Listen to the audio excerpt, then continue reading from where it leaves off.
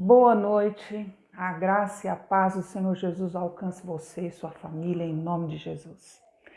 Nessa noite, nesse início de culto, de louvor e adoração ao nosso Deus, eu quero ler um texto que está lá em Gênesis, no capítulo 50, no verso 20, a primeira parte do verso 20, que diz assim: Vós, na verdade, intentaste o mal contra mim, porém Deus o tornou em bem.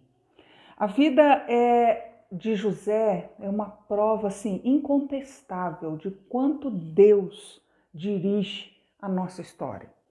Mesmo ali, quando todas as coisas ruins, as viradas de mesa aconteceram, as injustiças aconteceram na vida de José, a gente vê ali a generosidade da providência divina. Ele era amado pelo pai, mas ele foi odiado, pelos irmãos. Ele foi vendido como escravo, ele foi traído pela patroa, ele foi esquecido lá na prisão. 13 anos da vida dele dá a impressão de que não estava acontecendo nada. Só desgraça, só o negócio descendo rala abaixo, só uma dificuldade em cima da outra, em cima da outra. Os desertos que eu e você, às vezes nós passamos. Só que no meio desse deserto, no meio de toda essa situação, existe a providência de Deus. A vida de José, ela não estava caminhando por nada. A vida de José não estava à deriva. A rédea da história estava sob o controle absoluto de Deus. O sofrimento na vida de José não veio para destruir a vida dele, mas para fortalecer a musculatura da alma. Foi para isso que aconteceu. Deus tirou José do calabouço e colocou José no trono. Veja bem, José foi dormir como um prisioneiro e ele acordou como o segundo na direção do Egito, como um príncipe no Egito. Quando tudo parecia perdido, Deus foi lá e falou: foi para isso que você passou por tudo isso. Foi para isso que eu te conduzi até este lugar. Deus estava construindo uma história. E Deus está construindo uma história na minha vida e na sua vida. Então, não se desespere. Não perca a confiança. O último capítulo da nossa vida, da nossa história, ainda não foi escrito. Confie em Deus. Ele está no controle. As onipotentes mãos de Deus é que conduzem a nossa história. Não desista, não desanime. Porque pode ser, não pode, de repente pode não ser 13 anos, como foi na história de José, pode ser mais, como pode ser menos. Mas lembre-se uma coisa, as mãos de Deus controlam a história. E Ele controla, direciona e abençoa a sua história. Vamos orar? Pai Celeste, nessa noite, nós entregamos a nossa vida diante do Senhor porque sabemos que o Senhor tem controlado nossa história. Nós entregamos, ó Deus, cada sonho, cada projeto diante do Senhor porque sabemos que o Senhor controla a nossa história. Nós entregamos, ó Deus, também cada lágrima diante do Senhor, cada frustração, nós entregamos, ó Deus, também cada angústia diante do Senhor, porque sabemos que o Senhor controla a nossa história. E essas situações, essas angústias, essas dores dentro do nosso coração, sabemos que elas são conhecidas diante do Senhor. Nós, Pai, não conhecemos o todo, mas tudo está sob o teu governo, tudo está sob as tuas mãos poderosas, sob os seus olhos de amor. E nessa noite, Pai, nós queremos entregar tudo diante do Senhor, porque nós queremos crer dia após dia que nós não estamos, ó Deus, à deriva nesse mundo tenebroso. Mas nós estamos embaixo das tuas mãos, nós estamos embaixo dos teus olhos, nós estamos, ó Deus, com a nossa vida sendo controlada pelo Senhor. Mas clamamos, ó Deus, que em nome de Jesus, o Senhor derrame alento para o nosso coração, o Senhor derrame paz ao nosso coração, o Senhor derrame esperança sobre o nosso coração, porque nós vivemos dias maus. Gratidão, Senhor Deus, pela Tua palavra, gratidão porque nós podemos olhar para a vida de José e vemos, ó Deus, que Ele teve dias muito maus, mas o Senhor fez com que todas as coisas cooperassem para o bem daqueles que te amam, para o bem daqueles que são chamados segundo o teu propósito. E isso também nos dá esperança. Abençoa-nos, ó Deus, nesta noite. Abençoa para que o nosso louvor, a nossa gratidão flua, ó Deus, de nós até o teu trono de graça. E abençoa-nos, ó Deus, através da tua palavra cantada e proclamada, em nome de Jesus. Amém.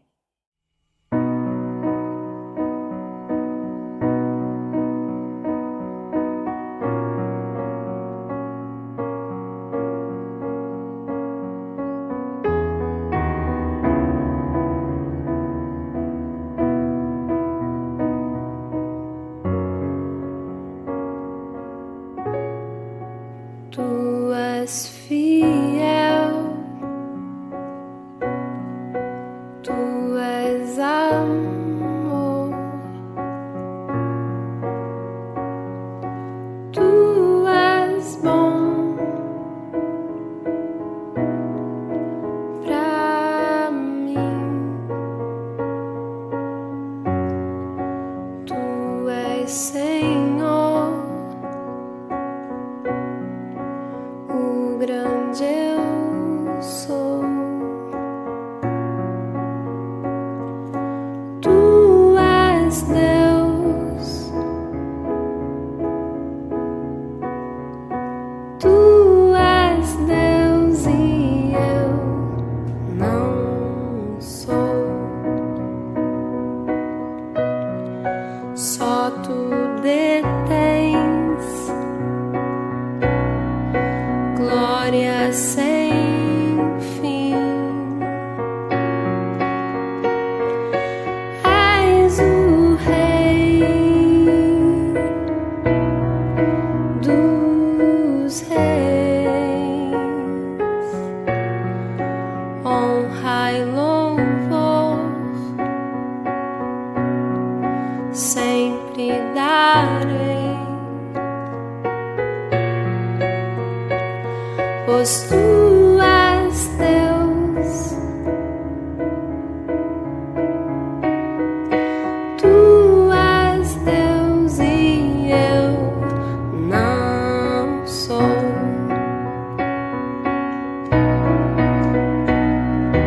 Lindo e adorado na terra e nos céus, teu reino e glória jamais terão fim. Tu és perfeito, o início e fim, pois só tu és Deus e não há outro igual.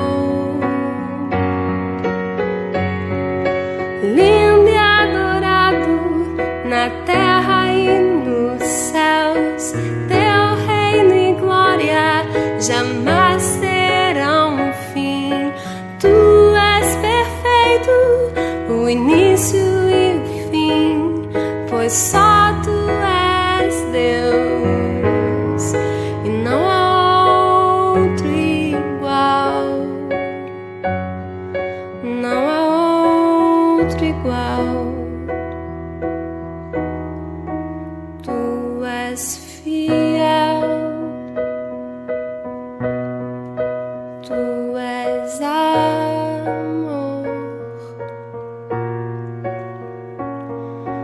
tu és bom pra mim. Honra e louvor sempre darei, pois tu és Deus, tu és Deus, tu és Deus e eu não sou.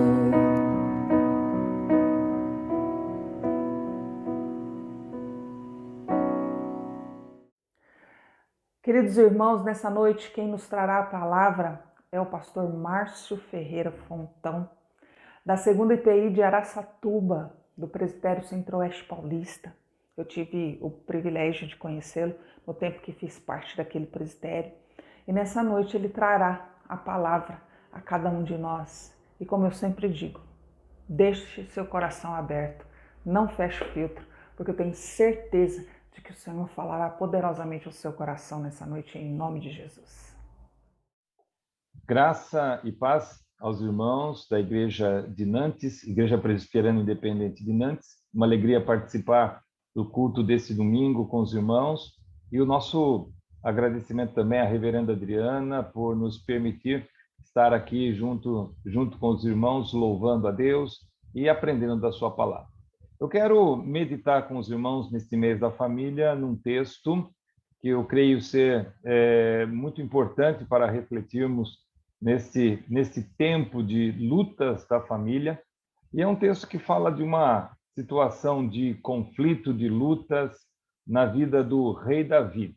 1 Samuel, primeiro livro de Samuel, capítulo 30, do verso 1 ao verso 6.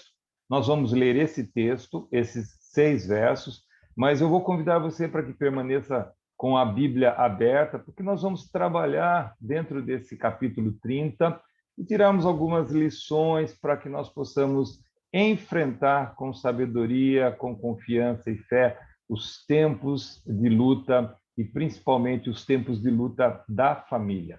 O texto diz assim: quando Davi e os que o seguiam chegaram a Ziclag, 3 dias depois, os amalequitas haviam atacado o Neguebe, ferindo e incendiando Ziclag, e haviam levado presas as mulheres e todos os que estavam nela, do mais jovem ao mais idoso, mas não mataram ninguém, apenas os levaram consigo e seguiram o seu caminho. Quando Davi e os que seguiam chegaram à cidade, ela estava queimada, e suas mulheres, seus filhos e suas filhas haviam sido levados presos. Então Davi e a tropa que o seguia choraram bem alto, até ficarem sem forças para chorar. As 2 mulheres de Davi também foram levadas presas, Ainoã, a Jezreelita, e a Abigail, que havia sido mulher de Nabal, o carmelita. Davi também se angustiou, pois a tropa falava em apedrejá-lo, porque toda a tropa estava amargurada por causa de seus filhos e de suas filhas. Mas Davi se fortaleceu no Senhor, seu Deus.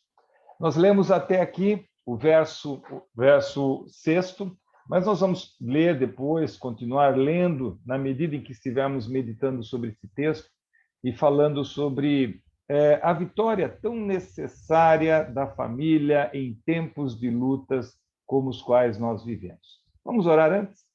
Obrigado, Senhor, pela bênção de podermos abrir a Tua palavra. Obrigado, Senhor, porque abrimos no momento de celebração, de culto, de gratidão, de louvor ao Teu nome. E agora, Senhor, oramos para que esta palavra, que é uma boa semente, ela caia nos nossos corações e o Senhor cumpra os Teus propósitos sobre as nossas vidas. Ilumina-nos, ó Deus, pelo Teu Espírito Santo, para que possamos não somente entender, mas para que também possamos nos posicionar diante do Senhor e diante da Tua palavra. É a nossa oração, com a nossa gratidão, em nome de Jesus. Amém. Amém. Bem, essa é uma questão que não podemos ignorar. Todas as nossas famílias, ou todas as famílias, elas vivem numa constante batalha. Toda família enfrenta grandes batalhas, pela razão pela qual toda família precisa de guerreiros. Toda família também precisa de guerreiros, e não foi diferente com a família de Davi, da família dos companheiros, que o texto aqui nos fala. E aqui no primeiro livro de Samuel, no capítulo 30, nós temos este relato de um episódio intenso na vida do pequeno povoado de Ziclag, onde estavam as famílias, tanto de Davi como de seus homens. Agora vamos entender um pouquinho essa história que nós estamos acabando de ler. acabamos de ler, melhor dizendo. Davi tinha sido escolhido por Deus para ser rei de Israel. Davi já tinha sido ungido por Samuel, mas ele ainda não era rei de Israel, porque Saul ainda estava no poder. E Davi e seus 600 homens se tornaram, na verdade, guerreiros profissionais. Na medida em que estavam sendo perseguidos pelo rei Saul, eles encontraram como forma de sustento justamente ajudar outros reis nas batalhas, ou seja, eles formaram um exército mercenário. E para isso, eles ficavam muitos dias em viagem. Eles estavam sempre nas atividades ali do trabalho do exército, apoiando de um lado um rei, apoiando de outro lado outro rei, né? E aí o que acontece é que eu já começo a trazer essa situação para a nossa situação, né? O que é que aconteceu? O excesso de trabalho, né? A constante ausência de perto da família. Tudo isso fez com que eles negligenciassem a própria casa, né? E negligenciaram no sentido de que não havia retaguarda para proteger os seus familiares. Saíram para o trabalho, saíram para as batalhas e não deixaram ninguém cuidando dos seus familiares. Nenhum sistema de alerta para que, quando os inimigos se aproximassem, eles pudessem ser avisados. Profissionais excelentes para o serviço de fora, mas se tornaram displicentes e irresponsáveis para com os mais queridos. E sem guerreiros para a defesa do povoado, o exército inimigo dos amalequitas invade aquela aldeia de Ziclag, saqueia, queima e leva embora as mulheres e as crianças. Uma coisinha para a gente pensar, não é verdade, meus irmãos? Né? Quantas vezes nós somos excelentes fora de casa, mas não conseguimos ter essa mesma dedicação e excelência para com as coisas da nossa família? E é justamente isso que vai nos fazer pensar nesta noite. Na medida em que nós olhamos para esse texto e percebemos que nós também sofremos com a mesma situação, como acabamos de colocar. Nosso excesso de trabalho, nosso excesso de preocupações do dia a dia fazem com que muitas vezes nós deixemos também os nossos lares desguarnecidos. Né? Vendo um comentário sobre esse texto, nós temos um autor que fala que este é um texto que fala para nós de uma maneira muito clara da batalha que nós precisamos ter para resgatar as nossas famílias. E se assim nós tomamos essa visão, nós temos que perceber que essa batalha da qual nós vamos falar hoje, essa batalha de resgate das nossas famílias, ela vai acontecer justamente em 3 dimensões. Esse texto que nós acabamos de ler e os que nós vamos ainda ler pela frente, eles vão nos mostrar justamente essas 3 dimensões que nós precisamos trabalhar no resgate das nossas famílias. E o texto, ele primeiramente nos chama a atenção do verso 1 ao verso 6, que foi o que nós já lemos, né? Quando Davi, voltando com os seus homens para Ziclag, vê aquela aldeia queimada, as mulheres tendo sido levadas, as crianças também sido levadas, e eles choram diante daquela situação de perda, né? Ao chegarem ao povoado, tudo destruído, tudo vazio, choraram até ficarem sem forças. Esta é a palavra que nós vemos no verso 4. Né? Então, Davi e a tropa que o seguia choraram bem alto até ficarem sem forças. Qual é a primeira dimensão que nós queremos destacar aqui nesse texto? É que o primeiro enfrentamento para nós trabalharmos em prol da nossa família, no resgate das nossas famílias, é justamente o enfrentamento que precisamos ter na dimensão da alma, né? Eles choraram até ficarem sem forças. Paralisados, desesperados pela dor, os homens começaram também a acusar Davi. O texto já começa a nos falar sobre isso no verso 6. Eles também ficaram sem forças, mas começaram a querer encontrar um culpado para aquela situação. Alguns até falando em apedrejar Davi.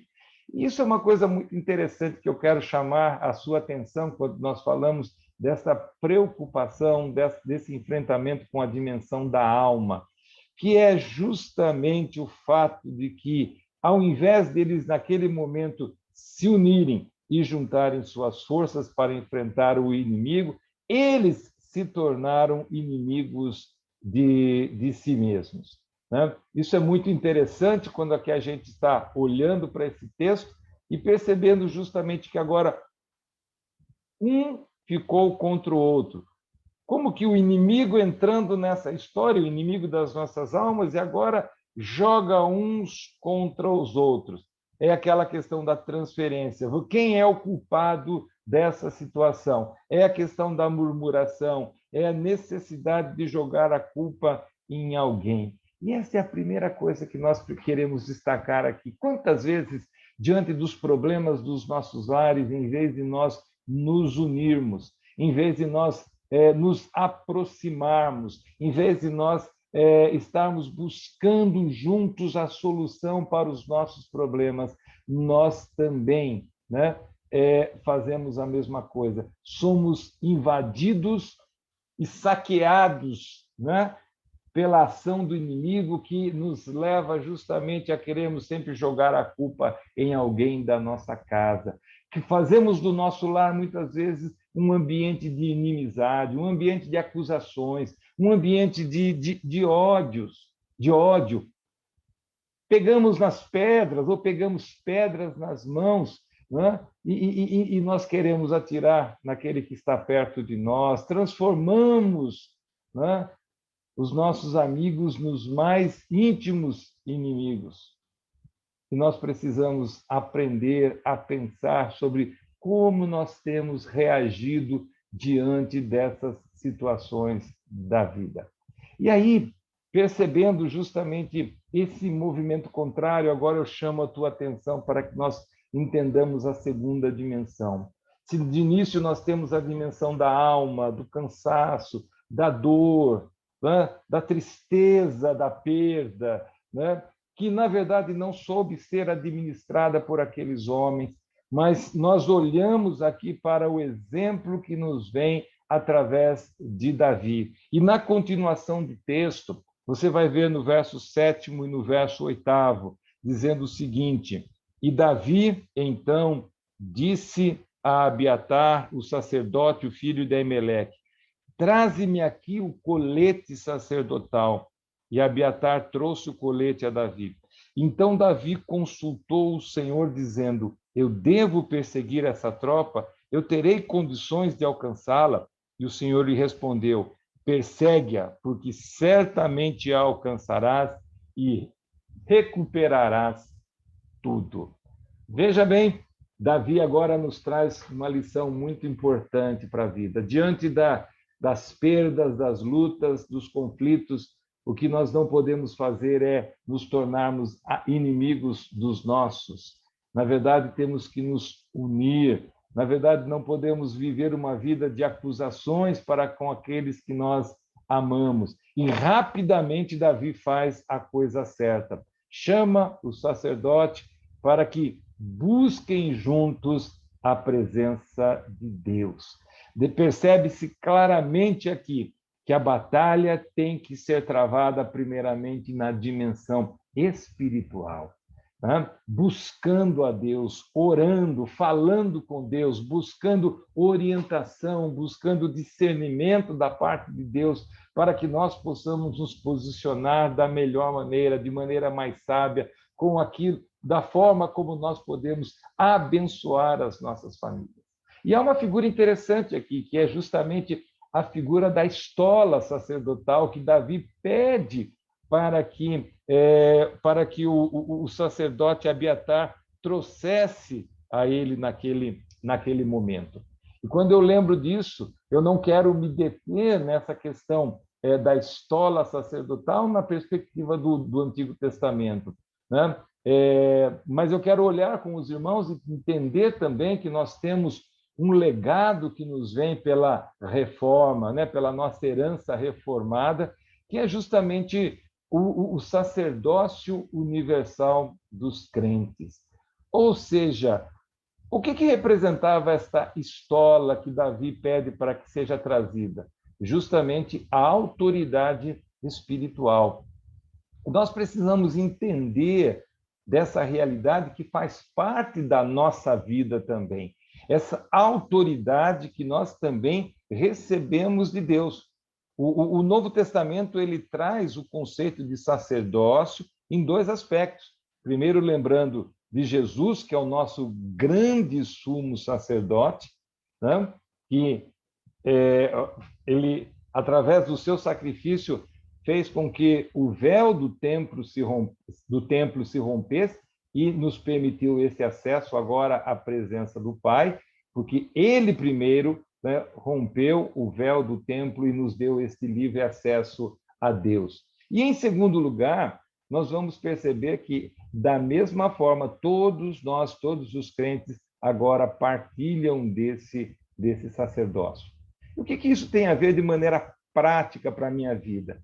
Para mim, como pai, para você, como pai, como mãe, nós, muitas vezes, avós, né?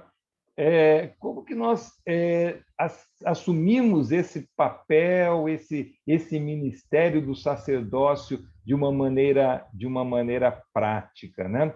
Ou seja, o princípio do sacerdócio universal dos crentes nos fala de um grande privilégio que nós temos como filhos de Deus. Cada um é um sacerdote. Cada cristão tem um livre acesso, um direto acesso à presença de Deus, né? Porque nós temos um só mediador entre nós e Deus, que é Jesus Cristo. Agora, todo esse ensinamento, né? Todo esse princípio não pode ser entendido simplesmente de maneira individual, de maneira até mesmo individualista, através desse privilégio que nós temos em Jesus de podermos nos achegar diretamente à presença do Pai. A ênfase que os reformadores deixaram para nós em relação ao sacerdócio universal dos crentes é uma ênfase comunitária, ou seja, nós somos sacerdotes uns dos outros. Ou seja, nós fomos chamados para vivermos juntos, orando uns pelos outros, intercedendo uns pelos outros, ministrando uns sobre os outros. Ou seja, à luz do Novo Testamento, todo cristão é um ministro. Todo cristão é um ministro, ou seja, todo cristão é alguém que é chamado, é vocacionado justamente para servir, para agir em função do próximo, em prol do próximo, em solidariedade àquele que está do nosso lado. Então, a estola sacerdotal é uma arma espiritual eficaz que o Filho de Deus ele deve usar nessas horas. E como que ele vai fazer isso? Antes de você reclamar, antes de você querer encontrar um culpado para aquilo que está acontecendo, antes de você querer jogar a culpa em alguém, antes de você murmurar, você é chamado para orar, e orar intensamente, orar de maneira sincera, como Davi fez. Abriram o coração, rasgaram o coração, choraram por aquela perda, mas buscaram a Deus, oraram para que Deus desse vitórias a eles. Buscar a Deus de maneira direta, buscar a Deus de maneira sincera, buscar a Deus sem rodeios. E nós precisamos entender dessa necessidade de exercermos esse sacerdócio em nossos lares. Principalmente você, meu irmão, que é chefe de família, homem, marido, pai, sabe? Cuidem, exerçam esse ministério sobre a vida das suas mulheres, com amor, com serviço, abençoando a vida delas, como pais, abençoando a vida dos filhos, né? E é interessante a gente olhar aqui e pensar o seguinte, que naquele momento Davi, ele busca, né, a estola, busca a Deus, e o que ele faz? Ele faz uma oração dizendo: Senhor, eu devo ou não devo perseguir? Ou seja, olha que coisa interessante aqui que nós podemos destacar para a nossa vida. Nós temos aqui um homem experiente nas batalhas. Davi era um homem extremamente experiente nas batalhas, mas ele sabia de uma coisa: nenhuma batalha seria vencida sem a bênção do Senhor. Ele não sentou com seus guerreiros, primeiramente, para traçar uma estratégia, mas ele, primeiramente, buscou a orientação de Deus. Ou seja, nenhuma batalha na vida se vence sem a bênção do Senhor. E Davi tinha essa consciência, e isso fazia com que ele tivesse uma vida sempre na dependência total da ação de Deus. E o que é que nós temos aqui? É que, em resposta à oração de Davi, o Senhor lhe dá clara direção, fortalece o coração de Davi, anima-o para seguir na batalha, e as suas experiências anteriores é que lhe trouxeram toda essa convicção de que a oração é sempre a arma mais poderosa para nós utilizarmos na batalha da nossa vida, nas batalhas da nossa família. Não se esqueça isso. Esta dimensão espiritual, ela não pode se perder. Pelo contrário, nós precisamos cada dia mais desenvolvê-la para vermos as vitórias dentro dos nossos lares. E eu termino, né, pensando aqui com os irmãos numa última dimensão que esse texto vai nos mostrar, porque depois de falarmos sobre a dimensão da alma, do cansaço, do choro, e agora da dimensão espiritual da busca de Deus para resolvermos as nossas lutas, por fim, com a bênção e a direção do Senhor, e o verso 8 diz assim: e o Senhor lhe respondeu e disse: persegue-a, porque certamente a alcançarás e recuperarás tudo. Então, o que restava para Davi era ir justamente à luta. Mas aí tem uma terceira dimensão, né, que é justamente enfrentar a dimensão física, prática, concreta, visível dentro da batalha. E nós sabemos que nós vivemos um tempo tão diferente, tão instável, em que muitas pessoas, diante de todas essas lutas, estão se sentindo cansadas, né? Muitas vezes nós olhamos, essa semana ainda eu ouvia uma live com alguns teólogos, e uma das questões que foi colocada foi justamente essa: como as pessoas estão cansadas, né? E como enfrentar todas essas lutas, agora tendo que enfrentar também a dimensão física. E alguns dos homens de Davi ficaram até para trás, mas no caminho Deus vai dirigindo os passos. E o que acontece, se você continuar lendo o texto, é que na caminhada em busca de resgatar a sua família, das suas famílias, eles encontram um servo dos amalequitas que tinha sido abandonado. E aí eles acolhem aquele servo, dão um apoio para ele, dão um cuidado especial para ele, e o que acontece é que eles recebem dele todas as informações sobre onde estavam os invasores. Quando eles chegam no local, eles percebem nova providência de Deus. O que estava acontecendo? Os inimigos estavam bêbados e se tornaram alvo fácil, ou alvos fáceis, para que eles pudessem invadir e resgatar as suas mulheres e os seus filhos. Eles vencem a batalha, eles resgatam as suas mulheres, eles resgatam os filhos e as filhas, eles resgatam os bens que tinham sido saqueados, né? E ainda trazem os despojos justamente para Ziclag.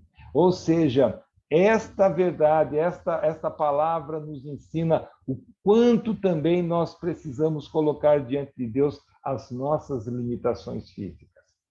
Muito embora nos sintamos cansados, mas nós não podemos parar, nós não podemos dizer que não vamos enfrentar, que não vamos sair para a luta. Pelo contrário, nós, mesmo sabendo das nossas limitações, que somos limitados, chegamos a um ponto, muitas vezes, do cansaço, mas nós temos um Deus que nos renova na jornada, e é isso que nós aprendemos aqui com Davi. Nós temos um Deus, você tem um Deus que está nesse momento trabalhando em seu favor, trabalhando sobre a sua vida para que você não seja renovado somente espiritualmente, mas fisicamente também, e o teu corpo seja renovado para que você possa continuar firme na sua luta, na sua jornada. É por isso que nós podemos ler lá no capítulo 40 do profeta Isaías: não sabes, não ouviste que o eterno Deus, o Criador dos fins da terra, o Senhor, ele nem se cansa e nem se fatiga? É inescrutável o seu entendimento. Ele dá força ao cansado e multiplica as forças aos que não têm nenhum vigor. Os jovens se cansarão, ou melhor, os jovens se cansarão e se fatigarão, e os moços certamente cairão.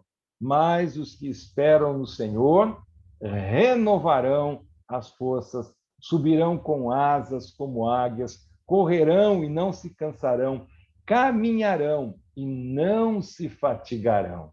Olha que bênção, né? Os que esperam no Senhor, os que confiam no Senhor, renovam as suas forças. E eu quero terminar dizendo o seguinte, que há mais uma coisinha interessante aqui em todo esse texto, né? Que vai ali até mais ou menos o verso 20. E eu quero dizer o seguinte, que depois que eles voltaram, né? Regressaram, eles trouxeram os seus bens, conseguiram resgatar os seus bens e também os despojos. E na hora da distribuição dos despojos, o que nós encontramos aqui na palavra do Senhor, né? É que justamente Davi, ele dividiu e distribuiu com todos os homens tudo aquilo que fazia parte dos despojos. Davi também distribuiu para os guerreiros que haviam ficado, não foram para a luta, aqueles que desertaram a luta. Eles não mereciam, porque eles não foram enfrentar o inimigo.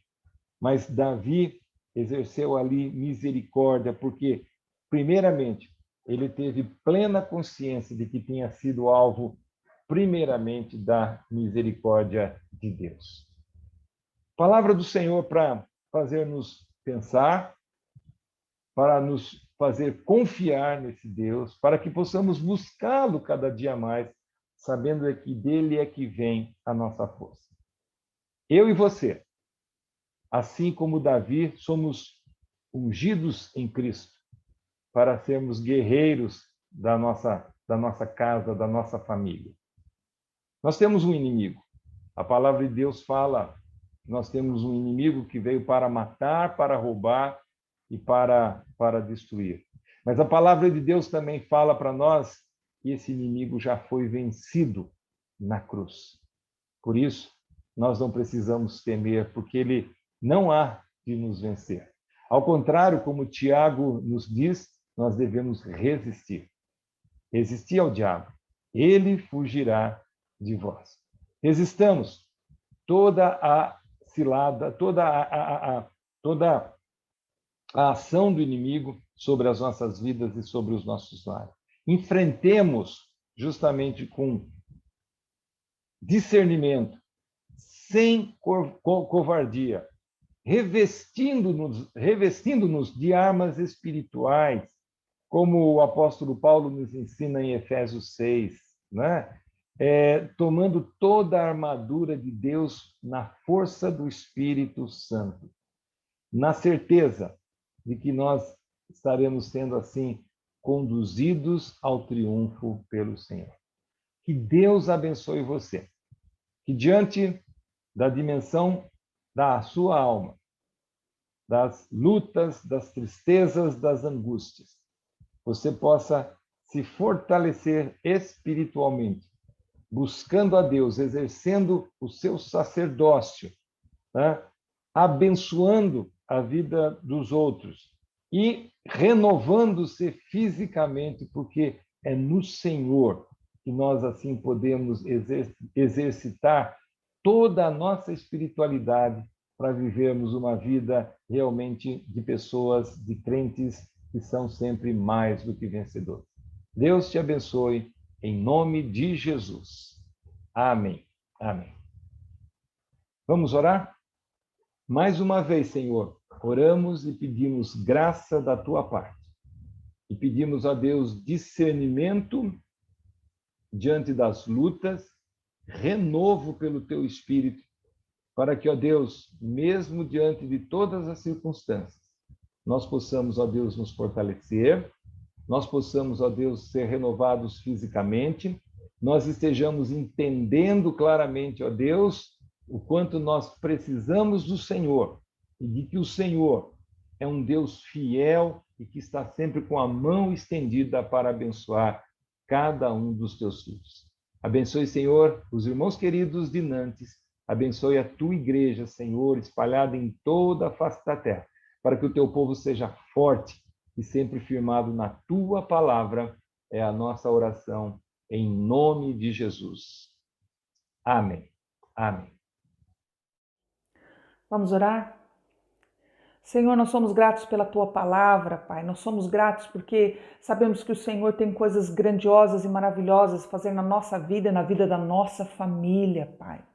Que o Senhor, em nome de Jesus, abra os nossos olhos para enxergar, ó Deus amado, a Tua glória, enxergar o Teu poder, enxergar aquilo, Senhor, que o Senhor está fazendo na nossa história, na nossa família, para que nós possamos também, em nome de Jesus, enxergar, ó Deus, aquilo que precisa ser mudado e transformado através das nossas ações, Pai, na nossa vida, na vida da nossa família, Pai, na vida da nossa família na fé.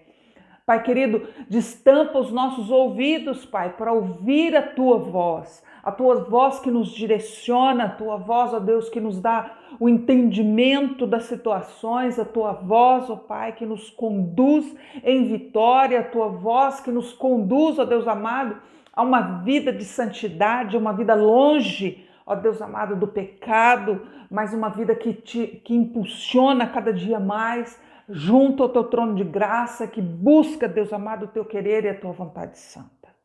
Em nome de Jesus, que nós possamos ter os olhos, ó Deus, destampados e os nossos ouvidos atentos, ó Deus, à voz do Senhor, à presença do Senhor, ao mover maravilhoso do Senhor. E que também haja em nós, ó Deus, atitudes de homens e mulheres que amam ao Senhor, de homens e mulheres que são dignos de serem chamados filhos de Deus, homens e mulheres que não se envergonham do Evangelho, mas homens e mulheres que buscam viver a vontade santa e plena do Senhor em suas vidas e também em suas famílias. Abençoa-nos, nos dê força, coragem, em nome de Jesus. Amém. Que a graça do nosso Senhor e Salvador Jesus Cristo, o amor de Deus o Pai, a coragem, ânimo, força, esperança renovada que vem do Espírito Santo de Deus esteja sobre sua vida, sua família, hoje e para todo sempre. Amém. Uma semana abençoadíssima para você e sua família, no nome de Jesus. Jesus, seja o centro,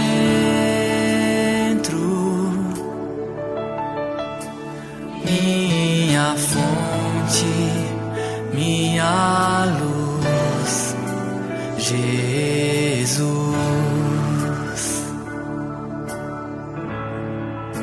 Seja o fogo em meu ser, seja o vento a soprar.